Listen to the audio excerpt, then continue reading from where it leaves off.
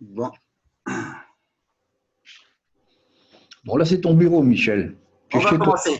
On va Ouais. commencer. C'est son cabinet dentaire.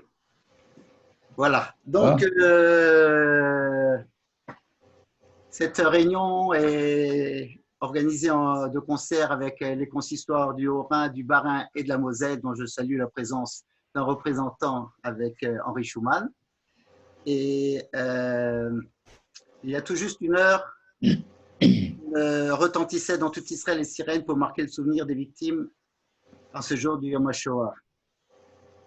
Et je voulais avant tout demander à mon ami Philippe Kahn, ici présent, de nous chanter le El Malech Hachamim en souvenir des victimes de ce jour. Tu veux que je le fasse maintenant, pour Oui, commencer, pour oui. introduire. Alors, je vous prie tous, bonjour à tous, de m'excuser d'abord parce que mon hébreu est très mauvais. En plus de ça, je suis plus très habitué à chanter ashkenaz. Je chante plutôt en général prononciation dite israélienne. Donc, bon, El Malé Rachamim est devenu El Molé Rachamim, mais je vais essayer de faire ce que je peux. Tu peux le Vous chanter en m'excusez. israélien. Non, mais je vais le faire maintenant comme ça. Mais ça risque d'être un petit peu un mélange des deux. Enfin bon, voilà, ne vous offusquez pas, ne m'en veuillez pas. Voilà. C'est un peu compliqué. En plus, la version Yom HaShoah, évidemment, est différente de la version Yom Kippour, etc. Bon, bref, je vais essayer de faire au mieux. Hein, voilà.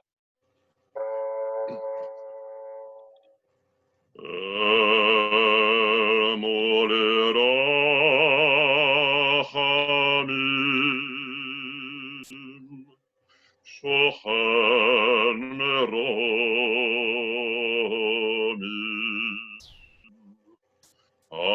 אמצים מנוחו נכונו,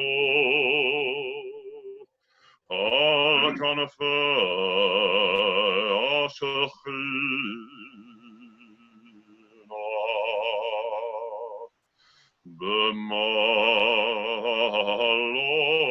במעלות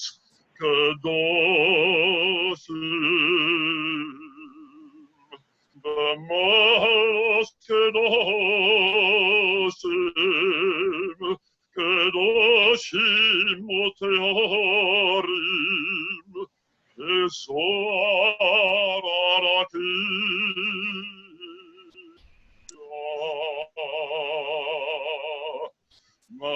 מזהירים ומזהירים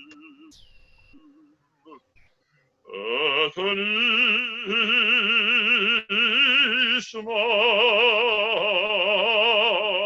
נשמת אחינו ואחיותינו קדושים, הקדושים והטהורים שנפלו בדחרותים ונשתחדחו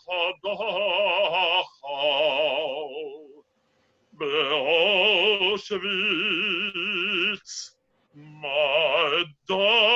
מעדנק טרבלינקה ובסך מחנות שושנה באירופה שנהרגו ונשרפו ונשחטו ונגמרו חיים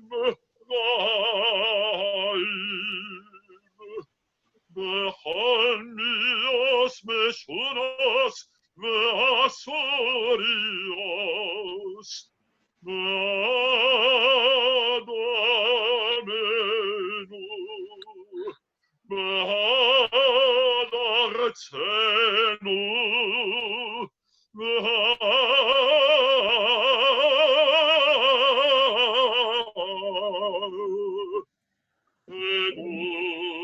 קדושת השם בעבור שאנו במתפללים בהזכרת נשמותיכם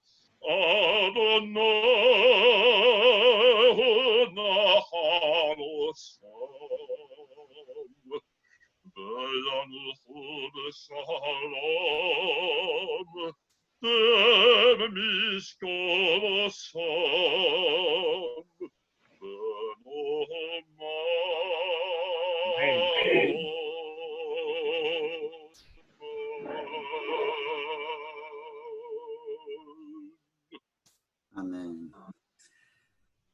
Merci Philippe. Voilà, je voudrais vous présenter maintenant un ami qui a été virtuel jusqu'il y a quelques mois, Bernard Revirego, qui travaillait aux archives départementales de la Dordogne et qui a fait un travail magistral et extraordinaire, dont certains vous connaissez le résultat, les Juifs en Dordogne. Ça fait 20 ans que nous sommes en contact, que nous avons travaillé ensemble. Nous nous sommes rencontrés il y a quelques mois à Brive-la-Gaillarde pour un colloque autour des Juifs de la région et à Lanteuil notamment. Et il va nous parler de l'aide sociale juive à Périgueux durant la guerre. Bernard, je te laisse la parole. Bien, merci. Merci Michel. Effectivement, nous sommes, c'est une grande amitié qui a commencé lorsque j'ai débuté ce travail sur les Juifs en Dordogne. Et j'ai été vraiment heureux de pouvoir te saluer en vrai, parce que la virtualité a des limites, hein, on le voit bien sur les réseaux sociaux, etc. Il y a des débordements, donc la réalité ne remplacera jamais le virtuel. Voilà. Ben, je vous salue tous également. Je ne vois pas tout le monde, mais j'ai des vignettes qui s'affichent. Donc voilà, bonjour à tous. Alors, c'est vrai que le sujet est tellement vaste, et vous-même, je ne sais pas si vous aviez connu la Dordogne ou vos ascendants avaient connu la Dordogne. C'est vrai que le sujet peut être abordé de différentes façons. Donc, moi, j'avais prévu avec Michel d'évoquer l'aide sociale israélite, mais c'est vrai que c'était aussi les journées de Yom Yashoah, et je rebondirai peut-être sur cet aspect-là parce que ça a été une des premières, ou la motivation, une des premières motivations de mon travail, parce que très souvent on m'a posé la question: pourquoi avez-vous fait ceci, pourquoi avez-vous fait cela, êtes-vous juif, n'êtes-vous pas juif? Bon, c'est pas très important de l'être, je ne le suis pas, j'aurais pu l'être, et je considérais que de toute façon c'était un héritage commun, cette choix. Donc moi j'ai commencé, si vous voulez, pour situer un petit peu mon travail. J'ai travaillé dans un service public qui était les archives départementales. J'ai été conservateur, j'ai travaillé 25 ans. Et donc, c'est un service qui est destiné à renseigner les gens et au service du public. C'est la mémoire ou les documents d'archives au service du public. Donc, j'avais été saisi dans les années 1993, peut-être, par un monsieur qui est décédé depuis, qui s'appelait, enfin, je pense qu'il est décédé malheureusement, il s'appelait Elie Barenfeld. Il avait quitté Paris après les rafles du Veldiv, comme beaucoup, et il avait quitté pour ce qu'il considérait être comme le paradis, c'est-à-dire la France dite libre. Donc, il avait traversé la zone de démarcation à Ribérac, il s'était présenté à la gendarmerie, et là, évidemment, il avait tout faux, puisqu'il a été immédiatement bastillé. Alors, cet homme essayait de valider ses mémoires, son histoire, l'histoire de sa famille, et chaque fois qu'il consultait la préfecture, la mairie, les archives nationales, chaque fois on lui disait non, circuler, il n'y a rien à voir. Et moi-même, on ne l'a pas passé au téléphone, mais on m'avait dit ce qu'il cherchait. Il disait qu'il était arrivé à Chancelade, que je connaissais très bien, et moi-même je me suis dit non, il fait une erreur parce que je croyais connaître l'histoire et je pensais qu'il n'y avait que des Espagnols. Effectivement, il y a beaucoup d'Espagnols. Et 2 ans après, il a réapparu. Et cette fois-ci, je l'ai eu au bout du fil. Et j'ai tout de suite compris que c'était lui qui avait raison parce qu'il était, comme on dit, droit dans ses bottes. Ses souvenirs étaient très précis, très exacts. Donc, je me suis lancé alors que je ne l'avais jamais fait. Ce n'était pas ma vocation. Je n'étais pas historien de formation. Je me suis lancé dans les archives, vu que c'était le matériau qu'il y avait. Et là, j'ai retrouvé toute son histoire. Alors, peu ou prou, parce que la mémoire a horreur du vide. Or, les événements que lui maîtrisait mal, il les avait un peu comblés, ce qui est tout à fait logique et normal. Donc, il était venu ensuite en Dordogne et Chancelade, on s'était rencontrés, on avait confronté ses souvenirs et ses archives. Les archives sont chirurgicales, elles sont terribles, féroces et accablantes, parce qu'elles racontent tout, elles conservent tout. Voilà, donc j'étais parti là, du cas d'Elie Barenfeld et je me suis rendu compte que ce n'était pas du tout un cas isolé et qu'il y avait beaucoup de gens, beaucoup de Barenfeld, beaucoup plus qu'on le pensait. Et c'est là où je m'étais penché à ce moment-là sur l'historiographie de la mémoire des Juifs en Dordogne pendant cette période. Et j'avais constaté quelque chose d'accablant, c'est que même en 1962, on disait qu'il y avait 80 Juifs qui avaient péri en Dordogne, 80. C'était dérisoire. Et même dans les ouvrages de 1995, 96, c'est quand même très récent, il montait jusqu'à 400 en disant on a l'impression que c'est quand même sous-évalué, mais 400. Donc, si vous voulez, je me suis lancé là-dedans en 1998, pendant 5 ans, hein, d'arrache-pied, je dirais, et jusqu'au résultat que je peux considérer comme à peu près exact. Alors, les chiffres varient suivant les critères retenus, hein, c'est comme toujours, mais je pense qu'en disant qu'il y a eu 960 personnes juives hein, arrêtées et déportées depuis la Dordogne, c'est un chiffre exact.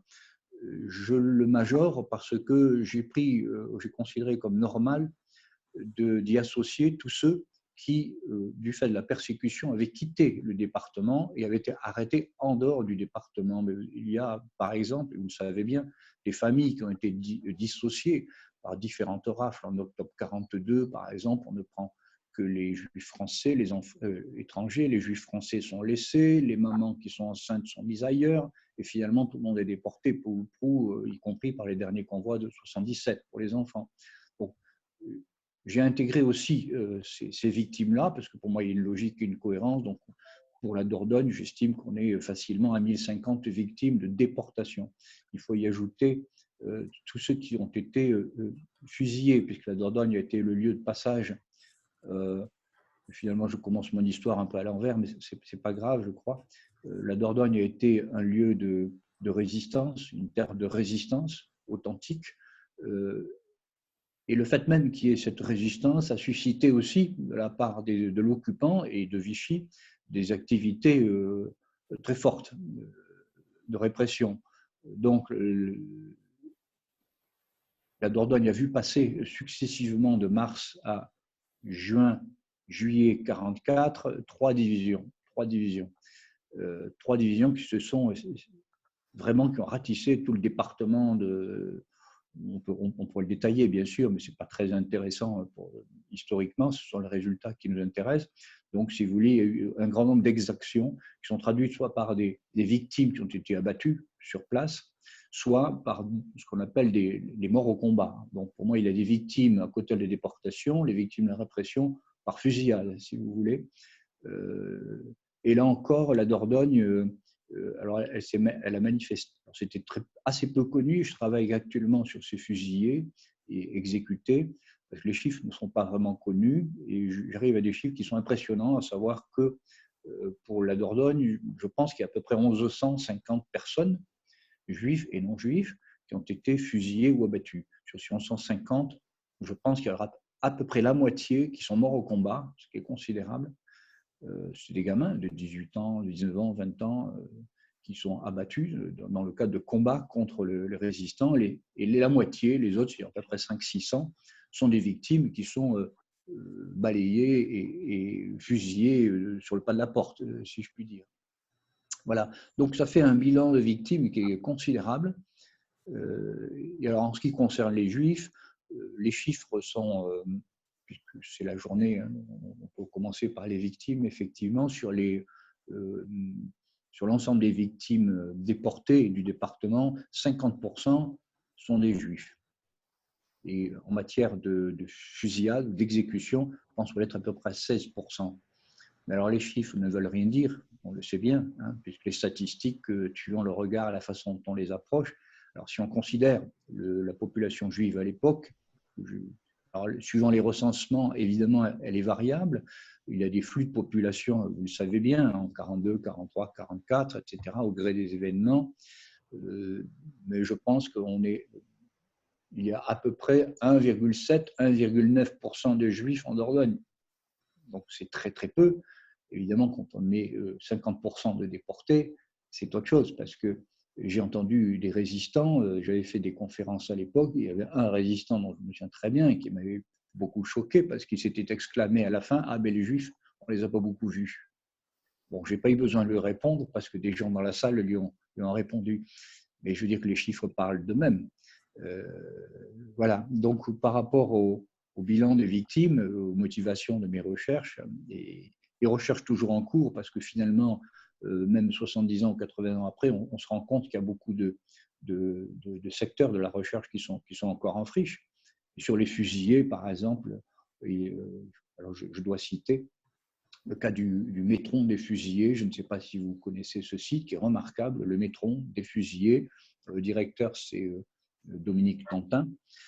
Ils sont en train de mettre en ligne une base pour tous les fusillés en France. Fusillés au sens très très large. Il y a peut-être aussi des gens qui ont été décapités, etc. à Berlin, ou bon, il y a tous les cas de figure. Mais les chiffres, on ne les connaît pas. Et actuellement, il y a 24 000 notices. Mais je pense que les chiffres seront bien au-delà de ce que l'on pensait. Voilà. Ça, c'était par rapport aux chiffres, quelque chose qui m'a échappé, c'est pas grave. Voilà, ça c'était donc la Dordogne était une terre d'accueil, c'est évident, mais c'est aussi une terre de répression. Et ça, on ne peut pas l'oublier, mais ce qui est étonnant, c'est de voir comment l'histoire n'a pas su traduire dans les mots, dans les livres, jusqu'à une période très récente, cet aspect-là. Alors, il y a bien sûr des raisons, on peut s'étendre, mais enfin, c'est une histoire qui n'est jamais vraiment tout à fait terminée. Voilà, je ne sais pas. Alors, par rapport à ça, comment voulez-vous, Michel, comment tu veux qu'on fasse? On fait des petites pauses avec des questions ou je continue comme ça? Parle-nous justement de l'aspect de l'aide sociale D'accord. juive en Dordogne à cette époque-là. D'accord. Alors, l'aide sociale, je pense que pour la recadrer, je dirais que la Dordogne a des particularités par rapport à l'histoire du judaïsme. Il y a une singularité par rapport au judaïsme et par rapport au judaïsme alsacien. Alors, par rapport au judaïsme, c'est assez vite fait, puisque la Dordogne, il n'y a jamais eu de communauté, de population juive. Il existe des traces archivistiques au XIVe siècle, XVe siècle. Il existe à Périgueux un quartier ou une rue de la Juvaria, donc de la juiverie. On trouve quelques juifs après, alors dans des archives ayant trait à des taxes ou à des procès, enfin des choses assez insignifiantes. On va trouver traces de 1, 2, 3 juifs au XVIIe siècle, au XVIIIe siècle. Et un recensement en 1809, je crois, il y a un juif en Dordogne. Après, on en trouve 8 à Bergerac. Et puis à la veille de la guerre, on a atteint un sommet. Dans les années 39, il y a 15 familles en Dordogne. Donc vous voyez, il n'y a pas de communauté juive, il n'y a pas de mémoire, il n'y a pas d'histoire du judaïsme. Et puis tout d'un coup, du fait de l'évacuation qui avait été prévue d'ailleurs quelques années avant la guerre, de l'évacuation dès le 1er septembre 1939 de la population de Strasbourg, va se produire un événement extraordinaire en Dordogne, c'est-à-dire que la Dordogne a été choisie comme lieu d'accueil en cas d'évacuation des populations de Strasbourg et de 9 communes, je crois, qui étaient limitrophes et qui étaient bien sûr tout proche de la ligne Maginot. Donc l'idée, c'était évidemment de mettre les populations, mais aussi des secteurs commerciaux, industriels à l'abri. Ça, c'est assez connu maintenant. Mais disons qu'en une semaine, c'est à peu près 80 000 personnes qui sont arrivées en gare de Périgueux et qui de là ont été pris en charge et ont été dispatchées un petit peu sur l'ensemble du département. Alors, la Dordogne, c'était 400, pas tout à fait, à l'époque, 390 000 habitants. C'est vraiment pas grand-chose, hein, 390 000. Et on pense que dans les années, lors de l'exode, c'est-à-dire en mai-juin 40, il y a eu à peu près 220 000 réfugiés qui sont passés. 220 000. Alors, ça ne veut pas dire qu'ils sont installés, mais ce sont des chiffres qui sont énormes. Et quand on voit actuellement les problèmes que nous pose, par exemple, 15, excusez-moi, je vais faire un peu de parallèle contemporain, bon, c'est pas le lieu, mais c'est vrai que quand on parle maintenant de 1000 ou de 1000 réfugiés ou autre, c'est ridicule. C'est ridicule quand on considère les flux à l'époque. D'autant qu'à l'époque, en 1939, il y a bien sûr les réfugiés alsaciens et juifs et non juifs. Mais enfin, avant, il y a eu aussi quand même les Espagnols qui sont arrivés après la retirada en février 1939, etc. Donc, il y a eu déjà des flux qui ont précédé ces mouvements-là. Voilà. Donc, lorsque arrive le mois de septembre, la particularité de la Dordogne, c'est qu'arrivent évidemment les populations de Strasbourg, avec les niveaux de vie qu'ils avaient, les langages qu'ils avaient, la culture qu'il y avait à Strasbourg, qui était très, très différente de la culture d'un pays rural comme le Périgord. Et, mais arrivent aussi des personnalités. Et ça, je crois que c'est vraiment fondamental, des personnalités de Strasbourg qui vont comprendre très vite qu'il est nécessaire de bâtir un mode de vie de façon à accueillir les gens, à ce qu'ils puissent vivre en famille, sur le plan financier, sur le plan culturel, sur le plan spirituel, etc. Ils vont essayer de penser à tout. Et vraiment, ils ont pensé à tout. Et effectivement, alors je vois la photo qui est derrière Michel. C'est la plus belle photo que l'on puisse trouver, bien sûr, de l'aide sociale israélite, sur laquelle je vais revenir, puisqu'on voit à la fois les grands rabbins, on voit Fanny Schwab, le Reveil. Bon, c'est la fine fleur, je dirais, de l'aide sociale israélite. Hein, le rabbin Sipper, André Salomon, etc. Et quelques autres qui sont plus. Schler. Sur les Derman, Fulman. Voilà. Pardon? Le rabbin Schler. Oui, le grand rabbin Hirschler, bien sûr, c'est le premier, il ne faut pas l'oublier. Hein. Je ne vois pas Joseph Veil, par contre, non, il n'y est pas. Enfin, effectivement, il y a déjà les trois rabbins. Hein. Hirschler, qui n'était pas évidemment, qui était rabbin du Strasbourg et de Marin, ce n'est pas à vous que je vais l'apprendre. Alors, quand on parle en Dordogne, faire une conférence en Dordogne ou faire une conférence ou échanger avec vous, ce n'est pas du tout la même chose, parce que dire, si vous prononcez le nom de Joseph Veil ou de même de Hirschler ou de André Salomon en Dordogne, les gens ouvrent les yeux grands comme ça, parce qu'évidemment, ça n'évoque rien pour eux, et c'est logique et normal. Voilà. Bref, tous ces gens qui arrivent, alors il y a des liens familiaux aussi, puisque par exemple, Joseph Veil était là, mais sa belle-sœur, c'était Fanny Schwab, par exemple. Donc il y a aussi des liens familiaux qui sont utiles. Alors, son repli à Périgueux, la communauté israélite, ça c'est très important, mais aussi des caisses d'aide aux réfugiés qui existaient déjà à la Caisse centrale de l'Est, et puis une ribambelle d'autres caisses qui, au nom un petit peu oublié maintenant, mais qui servaient déjà, qui avaient été créées à Strasbourg dans les années 37, 35, 38, pour aider aussi les populations juives étrangères, c'est-à-dire tous ceux qui étaient en but aux persécutions dans l'Est, dans l'Europe de l'Est.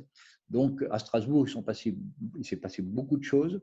Ces institutions arrivent en Dordogne et le rabbin Hirschler, en particulier, M. Lucien Krombach, que je vois là derrière, qui est de profil, et d'autres décident de mettre en place, en fédérant certaines de ces caisses existantes, de mettre en place ce qu'ils ont appelé les œuvres d'aide sociale israélite. Les œuvres d'aide sociale israélite, je parle d'aide sociale israélite, qui font l'objet d'une déclaration à la préfecture en janvier 1940, donc le temps que ça se mette en place, mais ils y pensent dès le mois d'octobre 1939. Le grand rabbin Hirschler fait une tournée d'ailleurs de la Dordogne pour essayer de repérer les communautés, voir la façon dont on peut les fédérer. Il fait une tournée avec Lucien Krombach, qui lui observe plutôt comment héberger les gens, comment créer des baraquements, y compris à l'usage de synagogues ou plus tard à l'usage d'orphelinats à Bergerac pour les enfants. Donc il y a un travail qui est absolument phénoménal.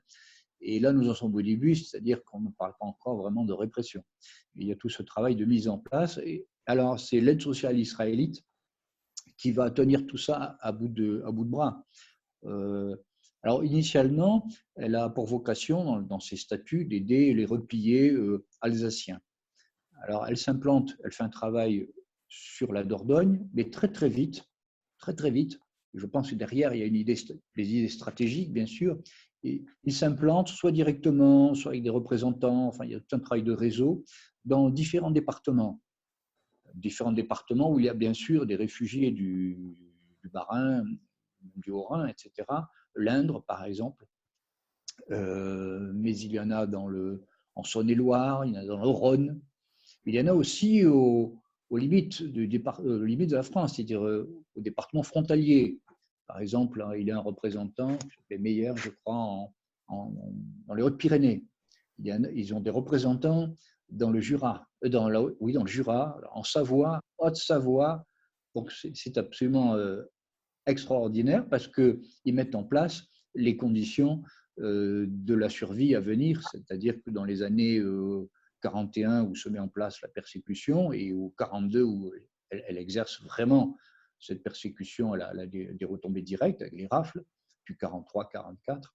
Donc peu à peu, l'aide sociale israélite va, comme les autres d'ailleurs institutions existantes, avoir une partie émergée, et surtout au moment où la création de l'UGIF en 1941, avec une partie immergée, souterraine et évidemment clandestine.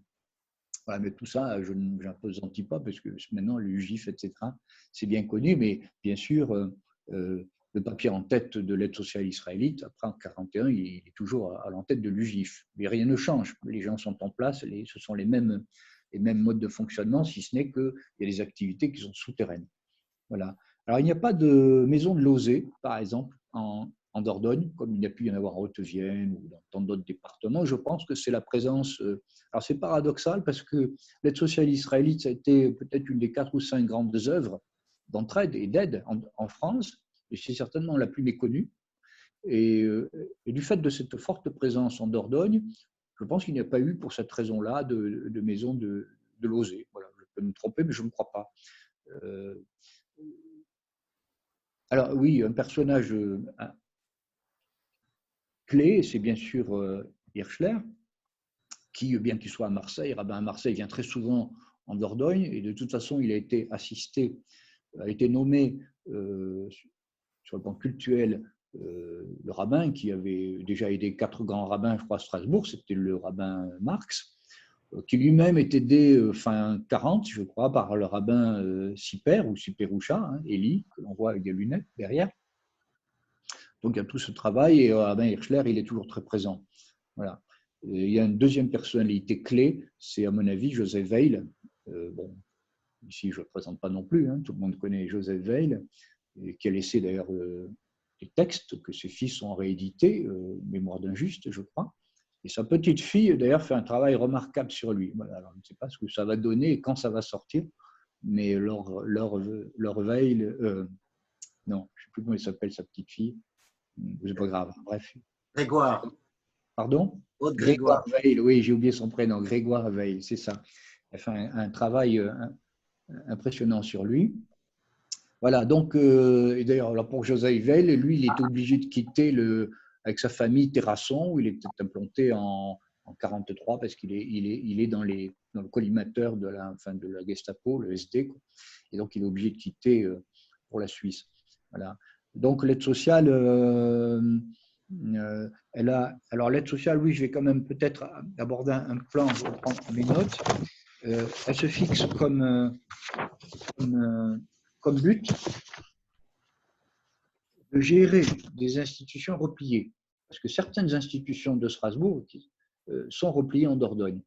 Et alors, de ce point de vue-là, ce qui est intéressant, c'est l'histoire des enfants. Alors, on parle beaucoup, effectivement, toujours, et à juste titre, des enfants, qui sont vraiment centraux pour cette période-là. On oublie souvent les vieillards. Et les vieillards, alors je sais qu'il y a des chercheurs qui ont produit et qui produisent des choses, mais l'histoire des vieillards mérite aussi un regard historique, et c'est-à-dire que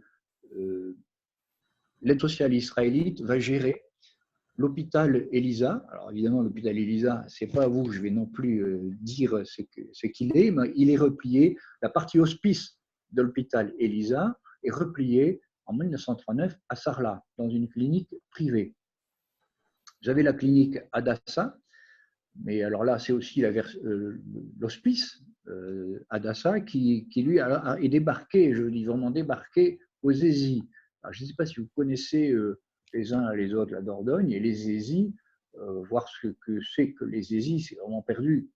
Et j'imagine en 1939 que ça devait être héroïque de loger ces vieillards dans des bâtiments plutôt vétustes. Alors, que ce soit Elisa ou Hadassah, ils sont gérés pendant toute cette période-là par l'aide sociale israélite, mais les deux sont rassemblés, et à la demande du commissariat général aux questions juives, en novembre 1941, à Thiviers. Donc, on déménage tous ces vieillards, je crois une soixantaine, et on les met dans des baraquements à Thiviers. Alors, il y avait aussi beaucoup d'autres vieillards. Il y avait à peu près 120 vieillards qui avaient quitté aussi l'Alsace, qui étaient réfugiés dans l'Ain et dans le Jura, mais qui étaient dans des conditions de vie extrêmement difficiles, très mal logés, chauffés. Et donc, un certain nombre de gens se préoccupent de leur sort et ils sont eux aussi rapatriés fin septembre 40 en Dordogne. Alors là, il n'y a plus de place pour eux.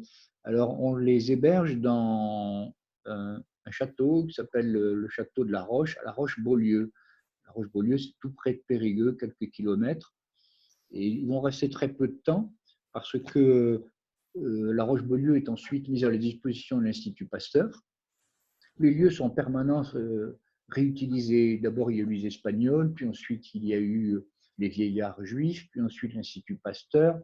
Et donc, ces gens, ces vieillards sont transbahutés dans 5 baraquements à Saint-Astier, à quelques kilomètres plus loin, en pleine campagne. Voilà. Et de là, il faut encore à nouveau, c'est la difficulté de l'époque, les cacher, les sauver, parce que les Allemands se sont mis en tête, parce qu'ils ont à côté les carrières souterraines de Saint-Astier, que les Allemands, bien sûr, ont récupérées, où il y a des installations de fabrication d'éléments pour les avions, pour l'aviation. Donc, c'est hautement stratégique pour les Allemands.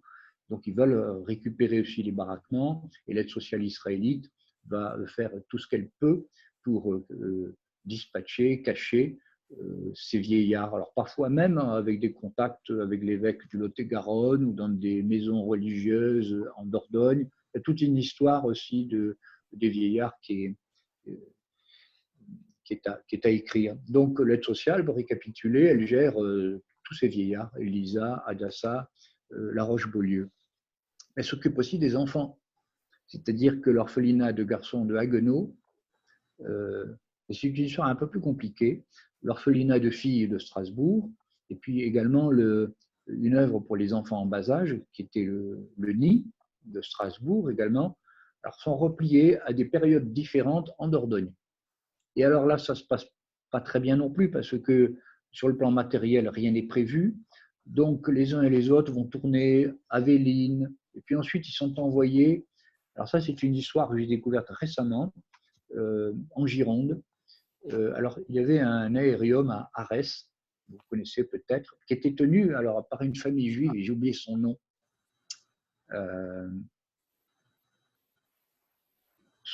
Wallenstein, oui. Ils avaient créé un aérium à Arès. Alors, il va servir en 39-40 pour héberger un certain nombre de ses enfants. Et puis, ils sont tous rapatriés finalement, grâce à l'action que j'ai citée tout à l'heure, en particulier de Lucien Cronbach, à Bergerac. On va créer là un seul lieu dans les baraquements, rue du Boulodrome, ce qui deviendra le fameux orphelinat israélite de Bergerac. Voilà, où vont se retrouver des garçons et des filles, à la fois de Haguenau, de Strasbourg, avec des histoires particulières, des difficultés particulières, parce que là, au début, il a fallu aussi s'occuper des enfants allemands. Enfin, c'était André Salomon qui avait récupéré un certain nombre d'enfants allemands qui avaient transité par Clermont-Ferrand, qui étaient arrivés en Dordogne et qui ensuite sont repartis dans les maisons de Lausée etc., etc. Donc, c'est toujours des parcours que vous savez, mais très compliqués. Mais l'aide sociale israélite donc, gère directement aussi l'orphelinat israélite de Bergerac. Donc, ça fait des préoccupations qui sont absolument considérables pour une équipe qui n'est pas si grande que ça. Alors, l'équipe, je ne sais pas si vous connaissez Périgueux, mais enfin, l'aide sociale israélite est aux 3 rue Thiers. C'est un lieu célèbre pour l'histoire du judaïsme en Dordogne. Et il y a une plaque, bien sûr, commémorative, parce que, si je raccourcis un petit peu, l'aide sociale israélite a été, comme à peu près tous les centres d'ailleurs, en 1944,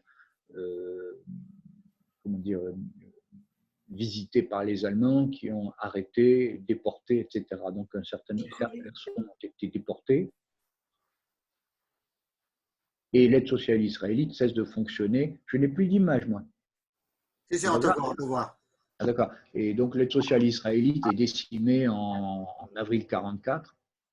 Et là, elle rentre complètement en fonctionnement souterrain, puisqu'il fallait quand même trouver de l'argent pour le distribuer aux familles, aux institutions qui s'occupaient des enfants en particulier. Et puis, il y avait aussi l'autre aspect, c'est que certaines familles nécessiteuses avaient des subventions qui transitaient par l'aide sociale israélite. Donc, tout ça, ça perdurait. Ça a perduré, alors, ça a perduré grâce à un homme, je sais qu'on avait beaucoup discuté avec Michel Rotet, qui était Charles Altorfer, qui était responsable des cultes à Strasbourg, qui exerçait en Dordogne et qui avait aussi, à ce titre-là, la responsabilité des réfugiés, en tout cas sur le plan cultuel, donc des 3 cultes.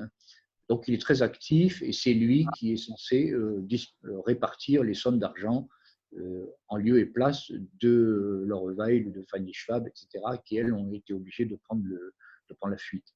Voilà. Donc, à côté de cette institution, je dirais, l'aide sociale, il y a d'autres éléments avec lesquels il fonctionne main dans la main.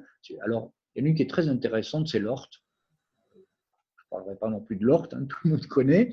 Ce qui est intéressant, c'est de savoir qu'il y a eu 2 écoles ORT créées à Périgueux avant même qu'il y en ait à Strasbourg. Alors, un personnage clé, ça a été Jules Bloch, que certains d'entre vous ont connu sans doute. C'est une grande figure. Alors, il est son frère, Georges Bloch. Alors, Jules et Georges vivaient avec leurs parents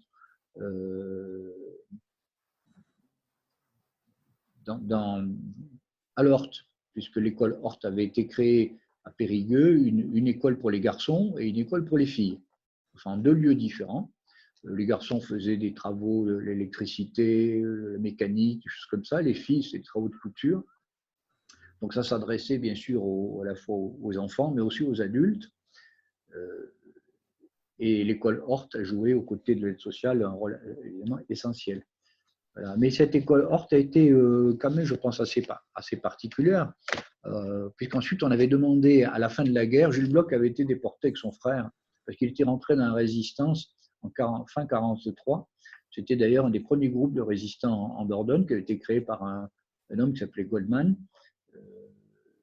un groupe de l'AS. Seulement, ça a été décimé, aussi décapité en novembre 1943 très rapidement. Et Jules et Georges Bloch, je fais une digression, ils sont arrêtés, ils sont transférés à la centrale d'Est. Ils participent à la fameuse révolte et à ce titre-là, ils sont déportés à Dachau.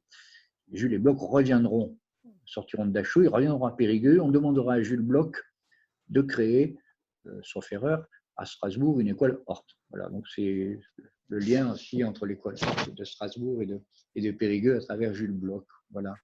Donc l'OSE, j'en ai parlé. Je crois que je n'ai pas grand-chose à dire, si ce n'est que, bien sûr, il y a des représentants tels que Joseph Weil ou autres qui sont un petit peu dans qui connaissent bien tous ces milieux-là. Oui, les éclaireurs israélites, bien sûr, qui jouent aussi un rôle de premier plan avec des gens très connus à l'échelon national, mais Jean-Paul Bader, par exemple, était très actif, tout le monde connu. Je vois Michel qui sourit. Michel, qui était très actif à Limoges et Périgueux. Voilà, donc j'ai même rencontré Jean-Paul Bader il y a quelques années en tenue de scout toujours. Je crois qu'il y avait des rassemblements des EIF à Périgueux il y a peut-être une dizaine d'années. Voilà. Donc, les EUF ont aussi, bien sûr, joué un rôle très important. Voilà, ça, c'était un petit peu toute cette masse de gens qui ont œuvré avec, autour ou au sein de l'aide sociale israélite. Bon, pour la présentation, je crois que je peux m'arrêter là. Hein. Je pense que j'ai cité à peu près les faits essentiels. Qu'en penses-tu, Michel? Si l'un ou l'autre a une question à poser, c'est le moment d'en profiter. Oui, je vois quelqu'un qui lève une main, non? Non. Pas du tout? Ah non, d'accord. Oui, oui, je vois le. Je ne sais pas qui est monsieur, là. Je vois monsieur Barbu, c'est pas monsieur Malheur, donc. Non, non, il faut ouvrir votre micro. Vous voulez dire quelque chose? Non, non. Ah d'accord, je croyais, pardon. Ce que je voulais préciser, c'est qu'effectivement, M. Altorfer, qui était donc responsable des cultes à Strasbourg avant-guerre et qui a donc été transféré du côté du Périgord, a maintenu les salaires de tous les rabbins concordataires tel que ça se passe en Alsace et a continué durant toute la guerre à verser les salaires alors que évidemment il ne pouvait plus y avoir de fonctionnaires juifs selon les nouvelles lois de Vichy. Il ne pouvait plus y avoir de fonctionnaires juifs qui puissent toucher les salaires et malgré tout, M. Altorfer a continué durant toute la guerre à verser les salaires de tous les rabbins de la région et en France. Tout à fait. Et d'ailleurs, son action, alors bon, moi c'est vrai que on ne va pas aborder le sujet ici parce que c'est un sujet qui est très, très compliqué, hein, mais celui que nous avons abordé, mais c'est vrai qu'il a joué un rôle important qui a été salué aussi par le rabbin Deutsch, etc. Oui, puisque évidemment, l'aide sociale israélite de Périgueux était en lien permanent, constant avec les autres centres de Limoges, le rabbin Deutsch, etc., mais aussi la Corrèze. Il y avait le rabbin Feuerwerker, etc. Donc, il se passait vraiment beaucoup de choses. Alors, j'ai l'impression qu'il y a moins de liens avec le Lot-et-Garonne. C'est surtout parce que je pense que les populations avaient quand même petits. En tête, évidemment, intéressant, c'est-à-dire que les populations du Bas-Rhin, c'est-à-dire, il y a eu trois flux. Je reviens un peu là-dedans, parce que c'est important, ça montre aussi, ça donne des indications sur le fonctionnement après. Il y a eu trois vagues, si vous voulez, 70-39, après bien sûr l'exode, pour les Alsaciens. Les Mosellans, eux, ils ont connu trois vagues différentes. Donc les Alsaciens, le Bas-Rhin, la destination, c'est 250 000 personnes à peu près en septembre 39 et mai-juin 40, 250 000 Alsaciens. Les destinations, c'est la Dordogne, Charente-Maritime, Haute-Vienne et l'Indre. Donc effectivement, il est normal ensuite que l'aide sociale elle développe plutôt vers la Haute-Vienne, vers l'Indre, etc., plus que vers le Lot-et-Garonne. Dans le Lot-et-Garonne, on trouvait essentiellement des gens du Haut-Rhin. Le Haut-Rhin était réparti dans Lot-et-Garonne, Landes et Gers. Et c'est vrai que l'aide sociale déploie très peu ces réseaux dans ces départements-là. La Moselle, juste pour faire un petit… on en parle très peu. Alors la Moselle, évidemment, elle arrive, elle part en septembre 39, puisqu'il y a quand même 300 000 personnes. Mais il y a un flux dont on parle très peu, c'est du 11 au 21 novembre 40, lorsque 60 000 Lorrains francophones mosellans sont expulsés par les Allemands. 7 000 à peu près, 7 000 arrivent en Dordogne en novembre 40. Et ce flux-là, on en parle très peu. Voilà. Donc là encore, il y a des sujets. Alors, il y a des historiens, hein, il y a Benoît Charenton, Wilmout, etc. Il y a des gens qui travaillent. Mais il y a toujours des secteurs quand même. Voilà. Mais bien connaître l'exode permet aussi de savoir pourquoi l'aide sociale ou déploie ces réseaux plutôt dans telle direction que dans telle autre. Et oui, une particularité, ce qui me vient en tête, je ne l'ai pas dite, mais vous le savez, mais c'est important, c'est que la Dordogne a été partagée par la ligne de démarcation. Et ça, c'est très important parce qu'en fait, il y a deux histoires de la Dordogne. L'histoire de la zone dite libre et l'histoire de la zone bien sûr occupée, puisque ça ne répondait pas du tout aux mêmes événements historiques, à la même législation. Et donc, ça, c'est très lourd de conséquences par rapport aux rafles, par exemple, et même par rapport aux populations. C'est-à-dire que beaucoup de Mosellans qui étaient allés en Charente-Maritime sont ensuite repoussés par les Allemands vers l'intérieur des terres. Donc, beaucoup vont arriver dans la quarantaine de communes qui sont à l'ouest de la ligne de démarcation. Et là, ils vont être, eux, soumis aux rafles du 15 juillet ou du 8 octobre 42, qui ne touchent pas encore l'autre partie de la Dordogne. Mais ces Mosellans, voilà, là, on a beaucoup de Mosellans qui sont dans cette partie de la Dordogne. Donc, c'est une histoire aussi particulière par rapport à l'évacuation des populations. Et d'ailleurs, beaucoup de ces Mosellans essaieront de franchir la ligne de démarcation. On en retrouvera certains qui seront passés avec ou sans passeur de l'autre côté de la Dordogne, j'en ai connu. Hein. Voilà, donc c'est des histoires à chaque fois très particulières. Voilà pour l'évacuation. Ensuite, on peut aborder tellement d'autres sujets, mais vous avez aussi des choses peut-être à dire. Quelqu'un veut dire? Monsieur, je me permets juste, je m'appelle José Veil, moi je suis né en décembre 43 à Saint-Cyprien, en Dordogne. Est-ce que vous avez des informations concernant ce village par hasard? Alors oui, Saint-Cyprien, bien sûr. Oui, alors Saint-Cyprien, d'ailleurs, il y avait un Mosellan dont je vous parlais qui s'appelait,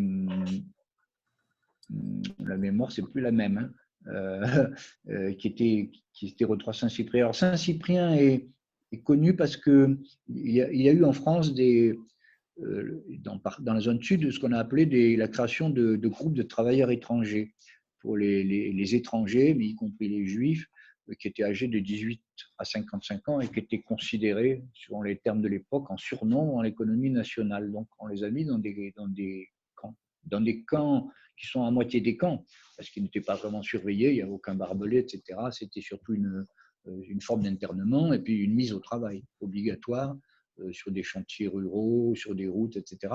Et donc, si vous voulez, pour revenir à votre question, c'est qu'il y avait eu beaucoup de juifs à Saint-Cyprien parce qu'il y avait des camps, il y avait des mines tout proches, des mines à Cladèche, dans lesquelles on les avait employés, utilisés. Et beaucoup dormaient à Saint-Cyprien. Et quand il y a eu les rafles du 26 août 42, beaucoup de jeunes juifs de CGTE ont été arrêtés à Saint-Cyprien. Et je me souviens, il y a quelques années, j'avais d'ailleurs voulu faire une intervention auprès de la mairie, de la municipalité, pour savoir si on ne pourrait pas un jour faire une stèle ou quelque chose comme ça. J'ai été confronté à une fin de non-recevoir, en disant qu'il ne s'était rien passé. Voilà. Mais de toute façon, si Saint-Cyprien, oui, aux archives, vous pourrez toujours aussi trouver des choses. Alors, les archives, les sources, c'est quoi? C'est tous les recensements. Dieu sait s'il y en a eu. Vous pouvez trouver les fiches d'allocataires, éventuellement, s'il y a eu donc la composition familiale. Vous pouvez trouver les procès-verbaux de gendarmerie par rapport au GTE. On peut poursuivre à partir d'un cas et chercher effectivement sur votre cas précis. Ça, c'est toujours possible. Mais voilà, Saint-Cyprien, pour moi, ça évoque à la fois les rafles du 26 août 42 et puis les groupes de travailleurs étrangers, puisque effectivement, ils étaient implantés pas très loin. Mais, voilà, oui. Oui, pardon, c'était dans la zone libre ou Ah oui. Ah bah oui, tout à fait. C'est la zone occupée, la Dordogne, c'est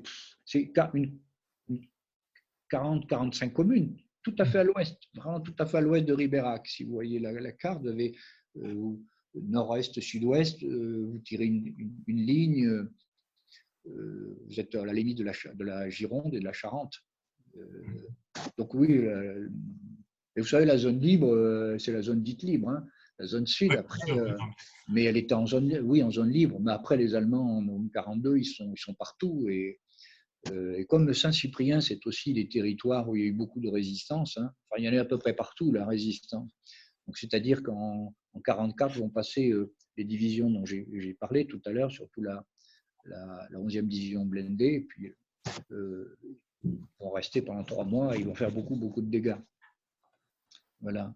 Parce que bon, nous, on était évacués d'un village d'Alsace, de Mackenheim. Tous les gens de Mackenheim étaient à Saint-Cyprien, mais je crois aussi bien juifs que non juifs. Oui, c'est ça. Ils étaient donc évacués dans ce petit village qui était vraiment petit, quoi. Ah ben, vous aviez quel âge, excusez-moi, mais… Mais moi, je suis né là-bas, je suis né en décembre 43, donc j'avais… Ah oui, vous étiez encore petit pour avoir des souvenirs. Oui. Non, mais c'est magnifique en plus. Ouais. Mais oui, oui. C'est magnifique comme village. Ouais. Oui, je suis Mais, retourné 2, 3 fois. Effectivement, oui. c'est un peu abandonné ces derniers temps. Enfin, il y a 20 ans, c'était assez beau. Mm. Même De toute avec façon, oui. non, je voulais juste dire, enfin rien, mais quand j'étais Clara, on avait campé à Saint-Julien de Rampont. Je crois que c'est pas loin non plus. Saint-Julien de Rampont. De Lampont, je crois. Ouais. Mm. Donc Oui, c'était oui. pas loin. Ah bah, Donc j'avais revu Saint-Cyprien pour la première fois en partant de ce village, du camp scout là-bas. On avait été faire une excursion. Voilà, bon, c'est juste. oui, oui, ah bah non, mais c'est des lieux. Pour la résistance, oui, tiens, j'ai oublié de vous citer, mais vous me faites penser, parce que Saint-Cyprien, c'est un lieu aussi où s'est passé des choses en 1944. Et je me suis rendu compte que la Dordogne est, je crois, avec attendez, je vérifie, parce que je ne vais pas trop dire de ma mémoire. Oui, la Dordogne est le 4e département en France par le nombre de justes. Il y a 120 justes à l'heure actuelle en Dordogne. Ça fait le 4e département. Et tout à l'heure, je vous rappelais que le nombre de victimes par fusillade s'est élevé, d'après moi, actuellement à 1100, 1150. Et là encore, ça fait du département de la Dordogne un des premiers départements. C'est considérable, parce que la Dordogne, c'est 400 000 habitants, donc c'est ridicule. C'est même pas une grande ville. Je veux dire, on trouve en Dordogne à la fois un grand nombre de justes et un grand nombre de victimes, mais beaucoup morts au combat. C'est-à-dire qu'il y a à la fois une très forte résistance, une très forte proportion de justes, c'est dire aussi l'intensité des événements qui s'y sont déroulés. S'il n'y avait pas eu d'histoire, il n'y aurait ni justes ni victimes. Donc c'est vrai que ça a été des lieux de confrontation et de mélange aussi, parce qu'il y avait, comme je l'ai dit tout à l'heure, il y avait, avant 739, il y a eu aussi beaucoup d'Espagnols, et même avant, il y avait beaucoup d'Italiens, surtout dans la partie sud du département. Donc, il y avait beaucoup de mélange de population. Vous savez, la Dordogne, on le sait bien, hein, c'est la préhistoire aussi, c'est le pays de l'homme, ça a été des pays où l'homme a passé, hein, c'était des vallées, etc. Donc, c'était des vallées plutôt prospères. Donc, ça a toujours été un territoire d'échange aussi. Et la guerre, ça dure.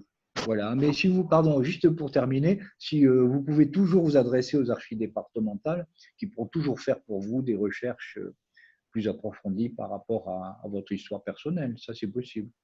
Voilà. Quand elles seront ouvertes, parce que là elles sont fermées, elles sont confinées. C'est sûr. Je vous remercie beaucoup, monsieur. Je vous remercie beaucoup. Ben, je vous en prie, avec plaisir. Je t'explique, comme il y avait beaucoup de justes à Saint-Cyprien, comme je suis né là-bas, donc c'est pour ça que je suis un peu juste, quoi. Voilà. Merci beaucoup. Ah, oui, oui, oui. À bientôt. Oui. Vous voulez poser une question? Oui, allez-y. Oui, d'accord. Je me demande pourquoi la Dordogne, qu'est-ce qui est différent comparé à d'autres régions de la France? Je viens de lire que la Dordogne était un centre de communistes et que l'influence communiste a joué un grand rôle pour la résistance et aussi pour l'accueil des Juifs. C'est vrai, c'est faux? Oui. On se demande quelquefois quelle est la raison d'une région de se comporter telle et telle et pas comme d'autres. Ben, ça, c'est une très bonne. Je trouve que c'est une très bonne question aussi parce que alors j'ai un ami, monsieur, qui s'appelle Braun, monsieur Braun, j'ai oublié son prénom, et il aurait envie, lui, de faire un colloque sur ce sujet pour dire qu'est-ce qui fait la particularité de la Dordogne. Et alors, l'idée, c'est que, on peut en débattre, c'est qu'en Dordogne, il y a quand même eu des hommes très célèbres, il y a très longtemps. Vous avez Montaigne, Michel de Montaigne, qui était périgourdin. Montesquieu n'est pas très loin, il est girondin, mais il n'est pas très loin. Et puis surtout, vous avez le grand ami de Montaigne, de la Boétie, qui était né à Sarlat, Étienne de la Boétie, avec son discours sur la servitude volontaire. C'était un jeune et brillantissime. Il était très très jeune, je crois qu'il avait 17 ans quand il a écrit le discours sur la servitude volontaire. C'est un peut-être un autiste Asperger, un petit génie. On va les transmettre par Zoom, ce colloque. Et alors, précisément, l'idée, c'est savoir, est-ce qu'il y a une particularité? Est-ce que la Dordogne a gardé de cette espèce d'humanisme une trace? Alors, ce qui est certain, c'est que la Dordogne est une terre de radical socialiste. Et aussi du communiste, c'est exact. Mais ce sont des empreintes très fortes. C'est-à-dire que la Dordogne est aussi un pays très politique. Je crois qu'il y avait un préfet qui avait dit ça il y a quelques années. Il a dit, j'ai fait la Corse et j'ai fait la Dordogne, c'est la même chose. Ce sont des départements hyper politisés où les gens ont une conscience politique extrêmement forte. À côté de ça, c'est un pays très rural, très rural. C'est la campagne partout. Mais les gens ont une conscience, je pense, depuis de génération en génération. Alors, y a-t-il un lien depuis l'humanisme de Montaigne et de la Boétie jusqu'à nos jours, en passant peut-être par les politiques? Je ne sais pas. J'ajouterais qu'il y a deux autres différences, c'est que la Dordogne est un pays qui est quand même plutôt laïque. Donc c'est vrai que le régime concordataire des Alsaciens, ça leur a fait bizarre, hein. Mais ils ne leur ont pas voulu, vous voyez. Je crois que le Périgourdin est très accueillant, c'est vrai. Moi, je ne suis pas à Périgourdin, vous voyez, je viens de Bordeaux, j'y suis depuis 25 ans, donc je peux en parler assez librement. Le Périgourdin est très accueillant, c'est vrai. Laïque et républicain. Laïque, ah oui, 100% laïque et 100% républicain. Alors, je pense qu'il y a quand même une culture et puis une tradition rurale aussi. Je crois que jamais le maquis n'aurait pu s'implanter sans l'aide des gens simples. Les justes, ce sont des gens simples, beaucoup. Et les préfets, ils les ont très bien. Mais la plupart sont des gens qui ne se sont jamais posé la question de savoir s'ils avaient le niveau ou le diplôme. Ou, non, ils ont fait ce qu'ils pensaient avoir à faire. Beaucoup sont issus de milieux très simples. Mais c'est une question qui reste pendante, mais certains d'autres que vous se la posent. Mais sociologiquement, il y a aussi des marqueurs, c'est sûr. Hein. Le radical socialisme. Tiens, Joseph Weil, il avait fait attendez, je crois, de mémoire, il a dit, il y a eu deux choses. Oui, il était étonné de voir le Périgord en 1939 dans l'état de délabrement un peu dans lequel il vivait, parce qu'il vivait, délabrement, non, les gens vivaient très très simple. Et il disait qu'on vivait en Dordogne comme au temps de Jacques Croquant, mais que l'accueil des gens compensait très largement ce niveau, ce manque d'aisance, si vous voulez. Et pour les Strasbourgeois, ça a été très choquant. Il n'y avait pas de trottoir, et surtout les toilettes qui étaient au fond du jardin, ça c'était une horreur. L'eau chaude qui n'existait pas forcément, ni l'eau courante d'ailleurs, ni l'électricité. Donc il y avait Alors, une dernière chose, j'avais bien connu Madame Krombach, Jeannette Krombach à Strasbourg. Je ne sais pas si vous l'avez connue. C'était la fille de Lucien Krombach et elle avait accompagné son père et le rabbin Hirschler en Dordogne, en tournée. Et alors là, elle parlait avec un accent pointu, un peu comme ça. C'est une dame qui était formidable. Elle disait, nous sommes arrivés à Montpazier. Et à Montpazier, il y avait une inscription sur les cabinets. Il y avait les toilettes publiques. C'était moderne, ça. Et il y avait une inscription, celui qui a fait ces cabinets a fait pour Montpazier plus que tous les daladiers. Qui était président du conseil. C'est-à-dire que la Dordogne avait aussi donné à la France un grand nombre de présidents de conseil. Alors, c'était ce paradoxe d'un département très politisé, beaucoup de présidents de conseil, mais aussi d'une certaine simplicité dans le confort. Hein. Voilà. Donc, tout ça, c'est très mélangé. Voilà tous les éléments que je peux vous donner. Oui, merci beaucoup. D'ailleurs, moi, je suis d'origine suisse. Il y a le même phénomène dans le Jura, où est l'industrie des horloges, où il y avait des préfets communistes qui ont fait entrer les juifs communistes en masse contre le gouvernement suisse fédéral, et ils ont laissé entrer dans le Jura, à Porrentruy, à La Chaux-de-Fonds, et toute la région, et ça jouait un très grand rôle à l'accueil des juifs à travers les montagnes du Jura. Alors, C'est certain, oui. c'est un peu la même chose Ah oui, dans votre région. il y a un rôle très, très positif, évidemment, mais d'ailleurs, le fait qu'il y ait aussi cette influence des Juifs, des Juifs, vous voyez, lapsus, cette influence des communistes, C'est la même chose. ça a suscité aussi le fait qu'il y a eu la présence en Dordogne de la milice, Ouais. très importante, ou du PPF, etc., de partis d'opposition. Il y a aussi eu évidemment favorisés par Vichy, etc., mais le fait qu'il y ait eu aussi cette opposition, ça a renchéri encore la répression. Même le préfet de l'époque, en mars 1944, qui s'appelait Popinot, il parlait déjà de petite Sibérie pour le Limousin et le Périgord. Il parlait de petite Sibérie, et même récemment, j'ai vu les journaux de marche de ces divisions blindées allemandes, donc c'est des journaux qui n'étaient pas destinés à l'extérieur, hein.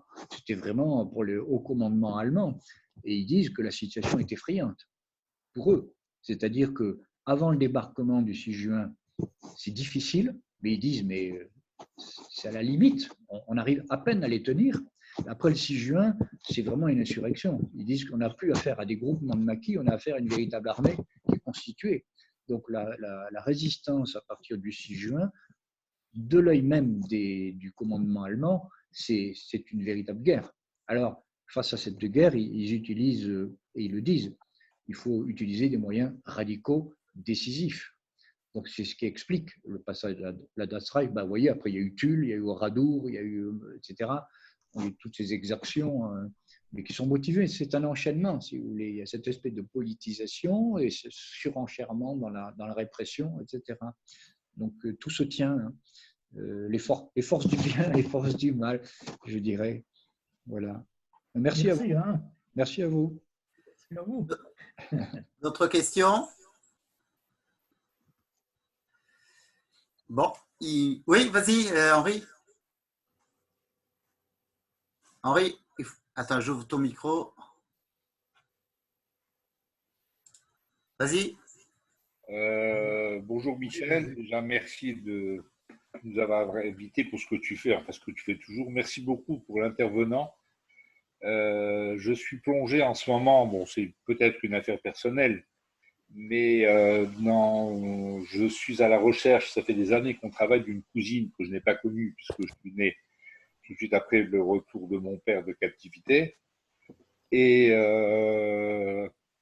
qui justement était en Dordogne occupée. C'est bien marqué sur tous les courriers, c'est précisé Dordogne occupée, elle était à Festalan, et je suis en train de suivre tout son parcours, enfin on vient de finir un mémorandum d'une 40aine de pages, qui est très bien documenté par un professeur et des élèves de Metz, que j'ai envoyé à Michel il y a 2-3 jours. Absolument. Et ce qui est extraordinaire, c'est que vous avez cité, cher monsieur, plein de noms que je n'ai pas connus, mais uniquement j'en ai entendu parler. Ma mère était à Bellac, le grand-père était à Sarlat. Enfin, les endroits que vous avez cités, effectivement, il y avait énormément de juifs moselans. Et c'est très juste, personne n'a travaillé ce dossier. Mais je pense, monsieur, après la Dordogne, vous pouvez faire la Moselle. Moi, je suis prêt à vous aider sur place. Il n'y a aucun souci. Enfin, je voulais vous remercier parce que vous me replongez dans un dossier que je traite depuis maintenant 4-5 ans, en ayant retrouvé plein de lettres de ma cousine, j'ai des lettres du ghetto de Cracovie, de mon grand-père, qui écrit à ma cousine Germaine, donc qui était qui était à Festalan, caché chez des gens. Il y avait d'autres gens de Metz qui étaient là-bas. Il y avait les Niedermann, il y avait les Robert Frank, quelqu'un qui a 91 ans maintenant, qui a sa mémoire qui est extraordinaire, et qu'il faudrait peut-être, Michel, un jour que tu l'invites à parler. Il parle d'ailleurs dans le cadre du mémorial. Enfin, il fait énormément de choses à Paris. Et on l'a invité à Metz. C'était une journée mémorable. Voilà, monsieur, je n'ai pas grand-chose à vous dire. C'est vous l'historien, mais je voulais déjà vous remercier pour tout votre travail. Et c'est passionnant. Vous continuez un petit peu le travail que j'ai commencé. En tout cas, vous me donnez beaucoup de pistes ou de rappels qui me font qui me font beaucoup de peine. Pas vous, mais bon, des rappels douloureux, on va dire. Voilà. Merci beaucoup, monsieur. Merci à vous. Les Mosellans, alors oui, il y a quand même eu des ouvrages, hein, c'est Villemous, je crois, et Benoît Charenton qui a fait un article très précis sur l'évacuation de la Moselle en Dordogne, en tout cas. Mais on peut rester en contact, hein, Michel. Demander mes coordonnées à Michel Bien sûr, avec plaisir. Mais je pourrais vous envoyer par mail ou par téléphone, ça m'est égal. je pourrais vous envoyer sur toute la Dordogne ce que le professeur a fait avec les élèves. Oui. Il y a tous les villages de Dordogne, c'est d'ailleurs de là qu'ils sont repartis à Drancy. Mais là, il y a quand même des choses inquiétantes, enfin inquiétantes, bizarres, et qu'on ne comprend pas. Mon ami Alain, le rabbin, docteur Alain Michel, ne comprend pas que cette cousine ait été déportée. Ses parents ont été polonais, c'est vrai, ils ont été déportés beaucoup plus tôt, par le convoi 40 ou 41 avec un petit frère. Et ma cousine, donc, elle a suivi les pérégrinations, une gosse de 12 ans. Il faut voir les lettres qu'elle écrit à mon père au Stalag. Enfin, c'est très, très émouvant. Et elle avait été déclarée française, puisqu'il y avait une loi à l'époque, les étrangers pouvaient, alors que le petit frère l'a pas été. Pourquoi, ça on ne saura jamais. Et comment se fait-il qu'elle ait été déportée? Je ne dis pas que les autres auraient dû l'être, mais ce Robert Frank, qui était avec ma cousine Charlotte Schumann, ne comprend pas comment, de Festalan, elle a été raflée, qu'elle est remontée à Drancy, et de là, elle est repartie à Auschwitz, où elle était gazée 2-3 jours après son arrivée, par le dernier convoi 77 du 31 juillet 44. Voilà. Oui. Mais alors, oui, je vois bien le professeur. Oui, je sais pas. Oui, Charlotte Schumann. Oui, bien sûr. Je suis en contact avec le professeur dont vous parlez. Et, Ah, bah, je ne savais pas. oui, bah, c'est pour ça. Oui, j'ai déjà donné tout ce que je savais sur Charlotte Schumann, enfin la famille Schumann. Parce qu'en fait, je travaille. Si vous voulez, ça, c'est les difficultés aussi de la recherche. C'est que quand vous téléphonez aux archives départementales de la Charente, ils n'ont rien. Ils n'ont rien sur cette période et sur les RAF. Et en fait, même aux archives de la Dordogne, je ne trouvais rien, jusqu'au jour où j'ai trouvé quelque chose, c'est-à-dire qu'il y avait un dossier qui était mal coté, mal identifié. Bon, je suis tombé dessus par hasard, et c'était toutes les recensements, les 2 recensements de toutes les communes qui étaient alors en zone occupée. Et ce dossier était aux archives départementales de la Dordogne. Donc là, quand on détaille, le premier recensement n'est pas daté, mais je pense que c'est celui d'octobre 40. Et le deuxième, par contre, il est daté, c'est celui de juillet 42 qui prélude au rafle du 15 juillet et du 8 octobre. Et donc là, on a toutes les familles et on voit aussi l'évolution et les déplacements dans ces communes entre 40 et 42. Donc ça, je les avais donnés à ce monsieur. Monsieur Mandarou, ben c'est comme ça que je les ai alors. Oui, parce qu'elles sont aux archives départementales à Dordogne, donc effectivement, ça permet d'avoir toutes les compositions des familles, c'est ce que vous avez effectivement. Oui. Voilà. Il se passe beaucoup de choses. Il y a eu des plaques commémoratives à Saint-Antoine-de-Cumont il y a quelques années. Et à Festalan, justement. À Festalin. Alors, c'était une des premières, oui, avec monsieur Robert Frank. C'est le premier à avoir fait poser une plaque. Mais chaque fois, c'est toujours l'occasion de se battre un peu contre l'histoire, parce que vous savez, on m'amuse un peu quand on dit que la mémoire c'est œcuménique, le devoir de mémoire, etc. Non. Moi, je ne suis pas du tout certain que ce soit si œcuménique que ça. Il faut toujours se battre parce que les maires ne sont pas toujours, et j'en connais dans la partie de la Dordogne dont vous parlez, qui refusent de faire des stèles. Hein, Saint-Michel de Rivière, par exemple, alors que les rafles du 8 octobre, c'est 270 juifs arrêtés, 270 le 8 octobre, c'est considérable. Alors, nous, les chercheurs, nous avons la mémoire, mais eux ont la mémoire courte. Ils ne veulent pas assumer le passé, c'est quand même très triste parce que ça laisse présager d'un avenir très inquiétant. Alors certains oui, mais beaucoup refusent. Saint-Cyprien, il ne voulait pas.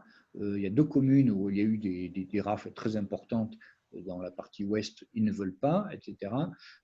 Donc il faut se battre chaque fois pour y arriver.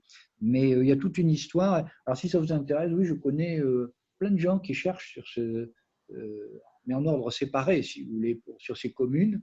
Donc on peut rassembler aussi un petit peu toutes nos connaissances et nos moyens, ça c'est possible.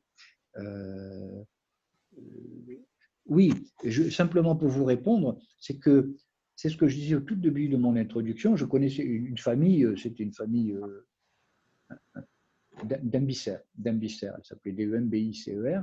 La maman était enceinte, donc ils n'ont pas, Les critères n'étaient pas déportables, donc ils l'ont transférée au camp de Poitiers et ils l'ont déportée une fois qu'elle a accouché avec son gamin de Poitiers.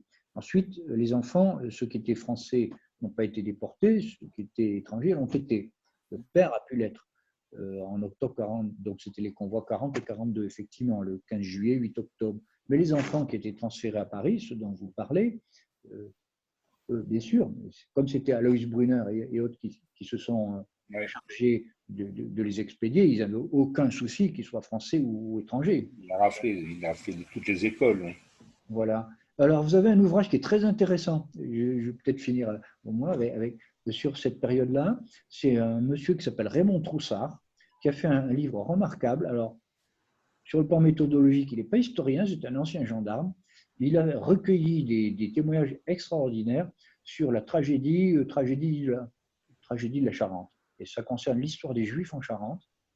Et il y a beaucoup de choses sur ces familles, sur ces communes de la zone occupée de la Dordogne. C'est Raymond Troussard. C'est difficile à trouver, mais sur Amazon ou autre, je l'ai. Il est décédé. Il y a des très très bons témoignages parce qu'il avait fait ça dans les années 90. Donc il y avait encore beaucoup de gens qui vivaient. Il a fait un très très bon travail. Mais je l'avais cité aussi à ce professeur dont j'ai oublié le nom. Voilà. Voilà, mais merci à vous en tout cas. Merci beaucoup. Et restons en contact si vous voulez. Avec grand plaisir. Merci beaucoup, monsieur. D'autres questions? Merci beaucoup. Merci, monsieur. Merci beaucoup. Okay. Merci Bernard pour cet exposé. Merci Michel. Merci Philippe pour ta participation. Je n'ai pas reconnu Philippe Kahn avec sa barbe. Salut, je ne t'ai pas reconnu, tu ressemblais à Daniel Mahler étrangement. Et j'ai reconnu ta voix, j'ai dit c'est Philippe Kahn. C'est vrai qu'il a un petit peu contre-jour. Parce que j'ai une suspicion de Covid, mais enfin, à mon avis, je ne l'ai pas. Mais bon, mon médecin m'a dit il faut quand même de me confiner dans une pièce. C'est pour ça que l'image est un peu bizarre, parce qu'il y a un truc lumineux derrière ma tête, on ne me voit pas bien. Parce que je suis confiné un petit peu à l'écart du reste de la famille. Voilà. Mais vu la manière dont j'ai pu chanter, je ne me sens pas très malade. Voilà, non, tu as très bien chanté. Mais bon. Mais bon. Merci à vous tous pour votre participation. Et puis, je vous donne rendez-vous tout à l'heure à 15h heure française sur l'histoire d'un Chazan de Mulhouse, Grana. L'histoire est passionnante. À tout à l'heure. Merci beaucoup. Merci. Au revoir tout le monde. Au revoir. Au revoir. Merci Michel. Bonjour à tout le monde. Merci Bernard. Ah bah c'est Monsieur Moll. Je crois. Tu crois? Salut. Je suis même persuadé. Moi Roger. Salut. J'ai bien fait de venir, je vois tout le monde. Bernard. À bientôt. À bientôt. Merci beaucoup pour vos informations et la qualité de ce que vous avez présenté. Merci à vous. Merci, c'est gentil. Merci beaucoup, monsieur. Au revoir. Merci. Au revoir. Au revoir. Michel, Oui, il y a un code pour accéder à 15h? à 15h, non, je ne crois pas qu'il y ait de code. Non. Tu as noté le numéro? Non, vas-y. C'est 995 48 11 52 78. D'accord, très bien. Au revoir. À Merci. tout à l'heure. Merci, salut. À tout à l'heure.